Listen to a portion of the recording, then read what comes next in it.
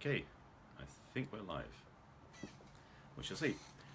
Thanks for joining me. My name is Barry Selby. Welcome to my daily Facebook Live. Getting close to the big 100. This is number 98. So this is messages from the masculine, number 98. And today's topic is, what is the price of love, and are you willing to invest versus are you willing to pay?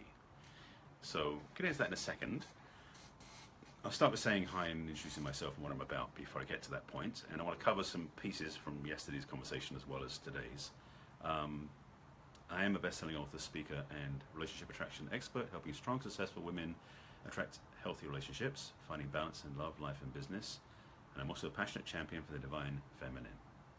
So most of my work is helping women, but this conversation a lot of times involves men and women, strangely enough. And so this conversation is a contextual piece about the price of love, or the investment of love, or the cost of love, however you want to call that.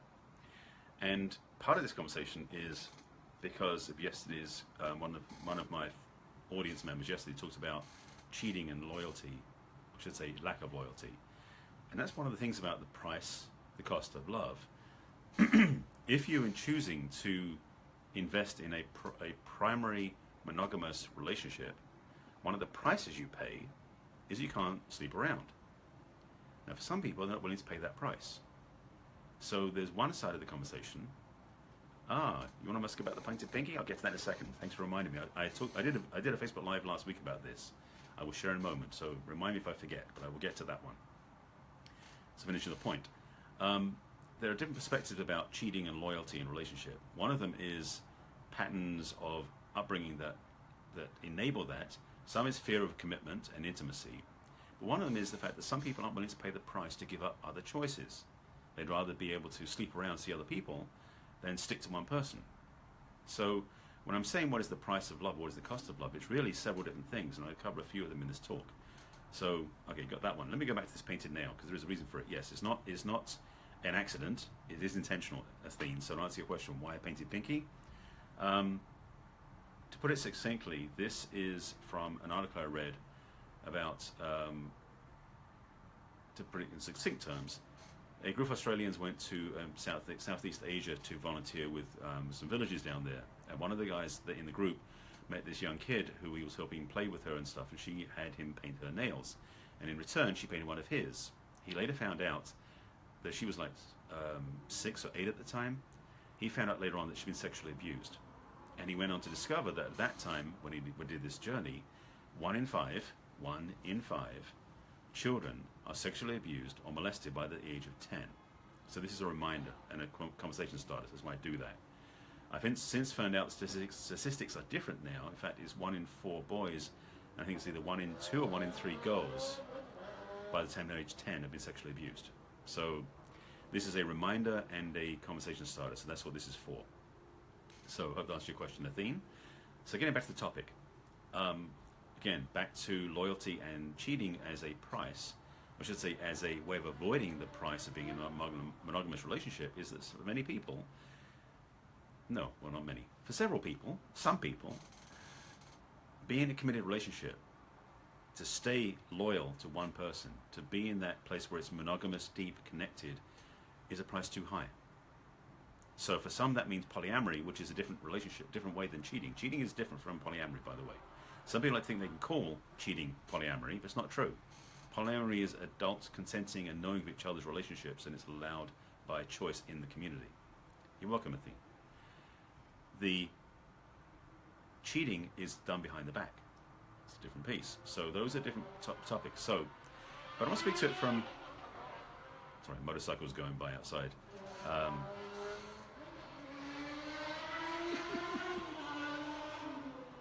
Okay, getting back on topic. Sorry, I just hear these buzzing Japanese motorcycles going by. The price of relationship for many people is the price they pay when they get through too many breakups. I've been looking at this from the point of view of being a relationship coach because I charge fees to be a coach to my clients. So look at it from the point of view of if someone wants to coach with me, they're going to invest in that to get a better relationship. But on the other side of the coin, those people who don't choose to invest in guidance, support, coaching, are paying a price in a different direction, which may be a broken heart. It might be having someone who cheats on them. It might be to limit their choices because they pick badly and with somebody who doesn't take care of them or respect them or honor them. So there are various prices that you may pay. And I want to put this out as a question to you, or as a food for thought for you, to simply sit with the question of, what price am I paying in the relationship choices I make? And I'd invite you to write in the comments below, or in the post, what that is for you. You can be as honest or as not honest as you want to be, it's up to you. But I will speak to this from the point of view that we all pay a price of some sort, which may be to step up to a new level of relationship. So let me spin it the other way. One price you pay is you pay the price of not being able to play mediocre anymore. Maybe the price you pay is to choose a relationship that's so far beyond a comfort level that you'll choose to be with a partner that will stretch you beyond anything you've been before. And the price you pay is you can't play small anymore. Now that one's a price worth paying, I would say. Some people are like, woo, that's too much, I don't want to go that far. I want to stay in my small, safe little bubble and be in relationships that are very nice and benign. They don't want to go into an expansive, growing relationship. I wouldn't want anything else than that, personally. I was talking to a friend of mine earlier today about this, saying that, dating is easy. Being in a relationship is easy. Being in a great relationship, that takes some commitment and effort and intention to attract to what you really want. And it's the dance of choice, which is it's the choice you make that allows you to dance in that arena that is where the real work is. For many people, being in a relationship is just someone to sleep with and wake up with, and maybe someone to blame for things that don't go right. Yes, there are people who choose a relationship like that. There are also those people, I choose to say that among my friends are many of these people, including myself, they choose a relationship as a place to grow, a place to invest in being a better person with my partner and being a better person for my partner. It's an option.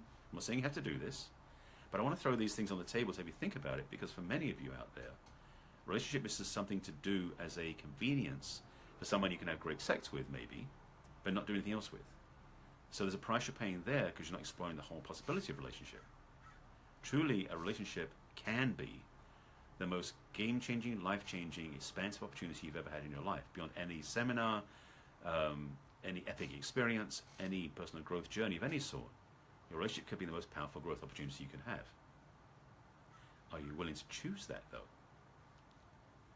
It's something I've been very clear about for a long time, and has been one of my challenges too, because choosing it and then doing something about it aren't always the same thing. So a relationship that will change your life, that's a price you're willing to pay if you're willing to do it. So there's prices on the negative side and prices on the good side. It's up to you to choose what your value of relationship is. Because for me, especially in my work, but also in my life, relationship is up there as one of the most important things in life. So why would you not invest in it? Why would you not pay a price to honor and respect and have the most amazing life transformational experience in a relationship, rather than just going on a date from Tinder? Now, that could end up being that, but it's a big gamble. I mean, I'm talking about this value thing around. It's like, okay, you're gambling with your love life to see if you can find something. You're choosing lower than you desire and deserve. That's a lower price. But if you're suffering because you're choosing to spend your time, which is valuable too, on a relationship that's lesser than you deserve and desire. It could be that, what else do we say?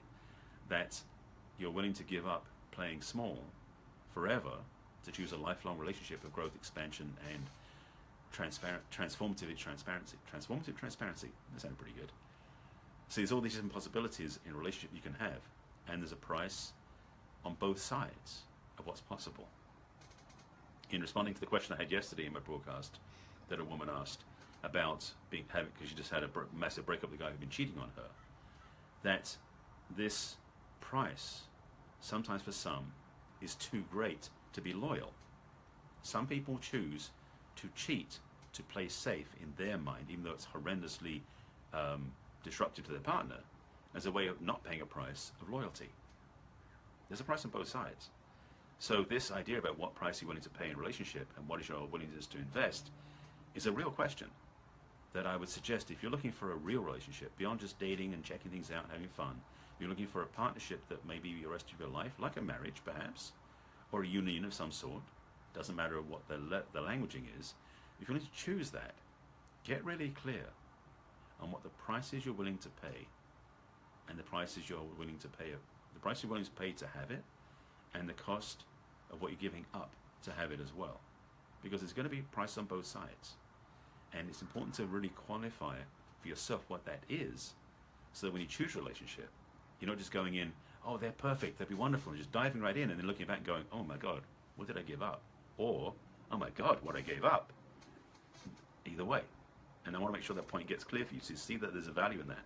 There are points on both sides of this conversation about this conversation, because there is a price to pay being single, price to pay being in a relationship. There's a price on both sides. So weighing both sides of the equation, as it were, is an important part of choosing a healthy relationship.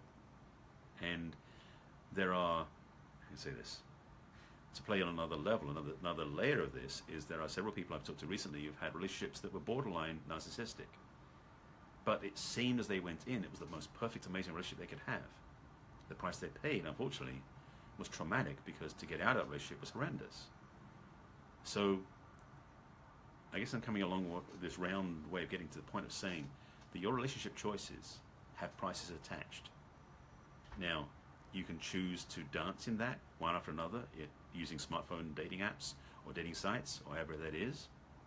Also, you can choose to invest in yourself when you're single, to work with a coach or a guide or a program or a book or teachings to really transform your relationship experience, to have a different paradigm going forward from what you had in the past. It's always a choice, and you have that opportunity.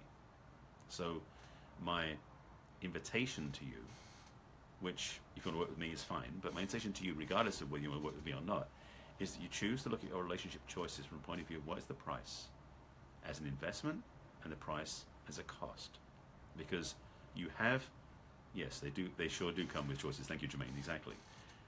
The choice about which is more important to you is we can really choose a healthy relationship, because it's not just a blind walking and going, oh, they're cute, let me date them. Now, for some of you do that, you're paying a price of time. If nothing else, because you're spending time with somebody who's fun, but not fulfilling for you. So my questions, I hopefully are landing for you, which is, what are you willing to invest in attracting the right relationship? And what's the price you're paying for choosing the wrong ones? That's kind of my big behind-the-scenes banner I'm trying to say to you. At the same time, there's more to the conversation than just this. And if you're watching the whole broadcast, there's a few seeds I planted along the way. They'll give you food for thought. I've been definitely working a lot of this myself. I mean, I've been through this journey of studying myself for the last 10 years, really getting clear about my own values, what I truly deserve, desire, and want, and what I won't choose, what I won't settle for, what price I will not pay. In fact, what investment I have made. And part of that investment, to be honest, the last 10 years being single, was the investment I made in really getting clear about who I am, what I'm about, why I'm here. So when I have a relationship, that doesn't change. See, for some people, the investment is to be single for more than a few weeks, maybe in a few months, to really get value on what you're about.